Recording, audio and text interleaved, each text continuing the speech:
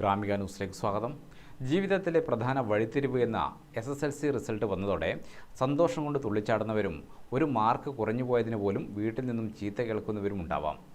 Full A+ വാങ്ങിയവർക്കുള്ള അഭിനന്ദന പ്രവാഹങ്ങളും മുന്നോട്ടുള്ള നിർദ്ദേശങ്ങളും നിറയുകയാണ്. എന്നാൽ 2 A+ മാത്രം വാങ്ങിയ മകനെ അഭിനന്ദിച്ചുകൊണ്ട് ഒരു പിതാവ് ഫേസ്ബുക്കിൽ പങ്കുവച്ച കുറിപ്പാണ് ഇപ്പോൾ വൈറലാവുന്നത്. മുഹമ്മദ് അബ്ബാസ് എന്ന പിതാവ് മകൻ ഹാഷിമിനായി എഴുതിയ കുറിപ്പാണ് സൈബറിടത്ത് ചർച്ചയാവുന്നത്.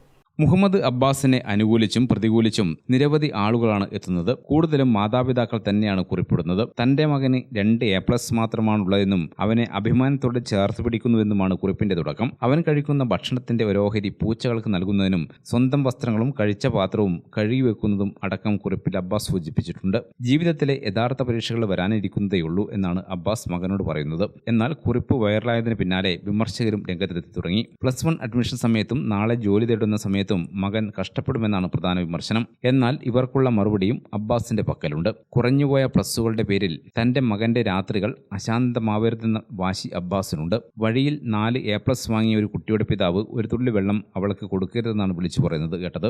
കിട്ടാതെ പോയ പ്ലസുകൾക്കായി കേൾക്കേണ്ടി വന്ന ചീത്തകൾക്ക് ആ മകൾ അച്ഛനുള്ളിൽ കുറിച്ചിടുന്ന മൈനസുകളെയാണ് താൻ ഓർത്തതെന്നും അബ്ബാസ് പറയുന്നു. ഹാഷിമിന് എത്ര A+ എന്ന ചോദ്യത്തിനുള്ള മറുപടി കൂടിയാണിത്. മകന് +1 അഡ്മിഷൻ കാശ് കൊടുക്കാതെ കിട്ടിയില്ലെങ്കിൽ കാശ് കൊടുത്ത് ഞങ്ങളത് വാങ്ങില്ല.